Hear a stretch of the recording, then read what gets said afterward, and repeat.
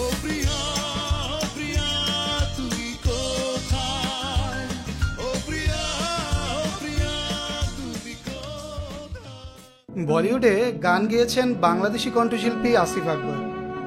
সম্প্রতি ভারতে গিয়ে এ.আর রহমানের KM স্টুডিও ও যশরাজ স্টুডিওতে গানে কণ্ঠ দিয়েছেন তিনি। সামাজিক যোগাযোগ মাধ্যমে তিনি মুম্বাই ফিল্ম ইন্ডাস্ট্রিতে অভিষেকের কথা জানান। লেখেন, আলহামদুলিল্লাহ, মুম্বাই ফিল্ম ইন্ডাস্ট্রিতে আমার অভিষেক ঘটেছে। প্রিয় বাংলাদেশের পতাকা উড়িয়েছি।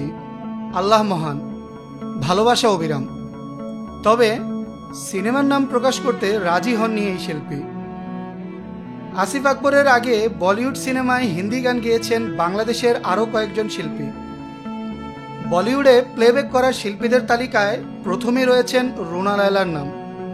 1976 সালে বিখ্যাত সঙ্গীত পরিচালক কল্যাণজি আনন্দজির সুরে এক সে বারকার এক সিনেমার আইটেম গানে প্রথম কণ্ঠ দেন রুনা লায়লা। এরপর তিনি ভূপিন্দর সিং এর সঙ্গে ঘরন্দা ছবিতে দো দিওয়ানে শহর মে গান করেন। মোহাম্মদ রফির সঙ্গে জানি বাহার সিনেমায় রুনার গাওয়া মার গাওরে গানটি বেশ আলোচিত হয়ে। এছাড়াও রুনা লায়লা বলিউডে ও মেরা বাবু সেল ছবিলা মে তো নাচুঙ্গি, সপনো কা মন্দির, এ দিল ওয়ালে আও ও কাহো সখী কাহো গেয়েছেন। বাংলাদেশের আরেক জনপ্রিয় কণ্ঠশিল্পী প্রয়াত এন্ড্রু কিশোর প্লেব্যাক করেছেন RD বর্মনের সুরে।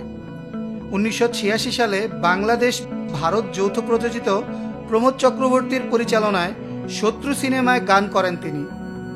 গীতিকার মারজু সুলতানপুরীর লেখা সুরেশ চান্দা মে তেরি বিসমিল হু গান দুটি মুগ্ধ করেছিল শ্রোতাদের। বাংলাদেশের মাহফুজ আনাম জেমস 2005 সালে বলিউড সুরকার প্রীতমের সুরে অনুরাগ বসুর পরিচালনায় গ্যাংস্টার সিনেমায় ভিগি ভিগি রাতে গানে প্রথম কণ্ঠ দেন। গানটি ব্যাপকভাবে জনপ্রিয়তা পায়। এরপর 2006 সালে জেমস ও লম্হে ও 2007 সালে লাইফ ইন এ মেট্রো সিনেমায় আলবিদা রিশতে ও চল চলে আপনে ঘর গানে অংশ নেন। 2013 সালে ওয়ার্নিং ছবির বেওয়াসি গানটি গেয়েছেন তিনি। জেমসের পর বলিউডে প্লেব্যাকে 2024 সালে নাম লেখালেন বাংলাদেশের আরেকজন কণ্ঠশিল্পী আসিফ আকবর।